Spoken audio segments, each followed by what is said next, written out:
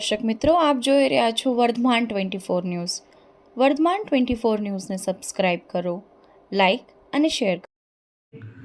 ભાવનગર મકર સંક્રાંતિના દિવસે ઘાયલ થયેલ પક્ષીઓને રેસ્ક્યુ કરી પક્ષી પ્રેમીઓ દ્વારા સારવાર આપી પક્ષીઓને જીવ બચાવવાનું નવું જીવન આપતા પક્ષી પ્રેમીઓ. ભાવનગર શહેરમાં ઉત્તરાયણ પર્વ દરમિયાન પતંગ ઉત્સવની હર્ષભેર ઉજવણી કરવામાં આવી હતી, જેના પરિણામે શહેરમાં વિવિધ સ્થળોએ પતંગની દોરીથી પક્ષીઓ દયનીય રીતે ઇજાગ્રસ્ત થયા હતા, જેને કબૂતર, બુલબુલ, કાકણસર, કાજિયો, ઢોર, બગલો અને સૌથી મોટી સંખ્યામાં યાયાવર પક્ષી, પીળી ચાંચ, ઢોક બગલો ખૂબ જ દયનીય સ્થિતિમાં ઘાયલ થયા હતા.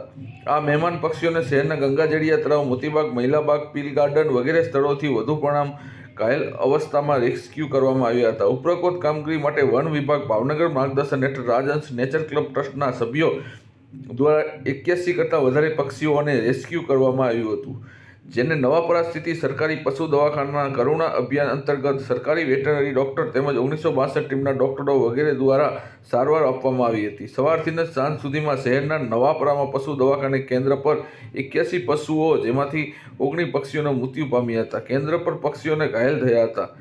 તારીખ 15ના રોજ સવારે 9 પક્ષીઓના નવાપરા પશુ દવાખાને રેસ્ક્યુ કરી લાવવામાં આવેલ.